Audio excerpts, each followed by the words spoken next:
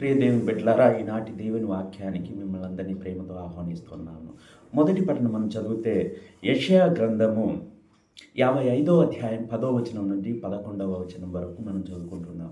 ఈ యెషయా గ్రంథంలో దేవుని వాక్యము నేలపైకి వర్షంలాగా వచ్చి భూమిని తడిపి తాను వచ్చినటువంటి పనిని పూర్తి చేస్తూ ఉంది. అలాగే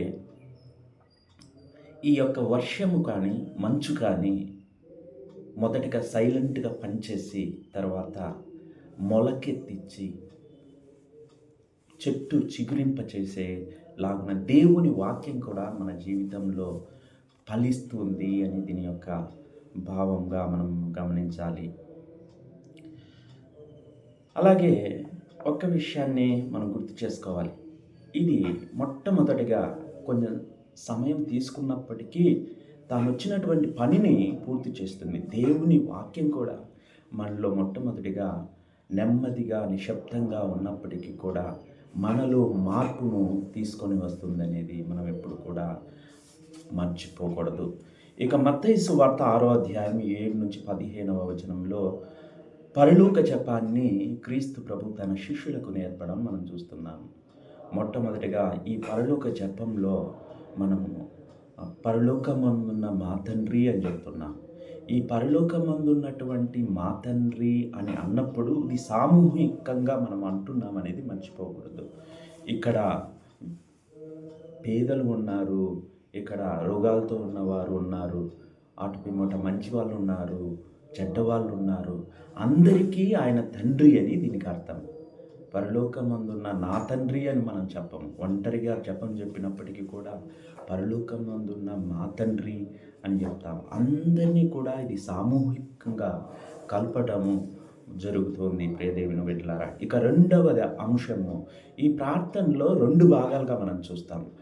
మొదటి భాగము, పరలోకమందున్న మా తండ్రి, మీ నామము పూజింపబడునుగాక, మీ రాజ్యము వచ్చునుగాక, మీ చిత్తము పరలోకమందు నెరవేరినట్లు భూలోకమందు నెరవేరునుగాక. దేవుణ్ణి స్తుతిస్తూ ఈ యొక్క మాటలను మనం చెప్తున్నాం. 4 మాటలను మొదటి భాగంలో దేవుణ్ణి స్తుతించడానికి వాడుతున్నాం. రెండో భాగం మన గురించి మనం ప్రార్థన చేస్తున్నాం. నానాటికి కావలసిన మా అన్నము మాకు నీటికి ఇవ్వండి, మా యొద్ద అప్పుపడిన వారిని మేము మన్నించినట్లు మా అప్పులను మీరు మన్నించండి, మమ్ము శోధనయందు పడనివ్వక కీడుల నుండి మమ్ము రక్షించండి. మిగతా వచ్చేటువంటి అక్కడ ఉన్నటువంటి 3 లైన్లు కూడా పరలోక జపంలో మన అవసరాల నిమిత్తమై, మన కోసమై మనం ప్రార్థన చేస్తూ ఉన్నాం.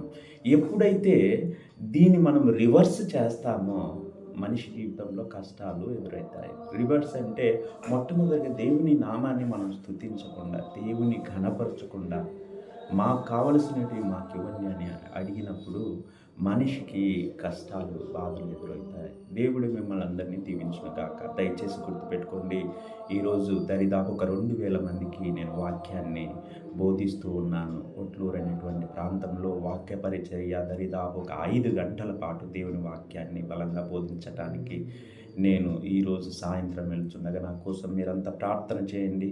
దేవుని వాక్యాన్ని నేను బలంగా బోధించడానికి, అక్కడ ఉన్నటువంటి దేవుని ప్రజలను బలంగా ఆధ్యాత్మికంగా కట్టడానికి మీ యొక్క ప్రార్థనలు నాకు తోడ్పడతాయని మనసారా నేను మిమ్మల్ని అందరినీ కోరుచున్నాను. దేవుడు మిమ్మల్ని అందరినీ దీవించును గాక. In the name of the Father and of the Son and of the Holy spirit.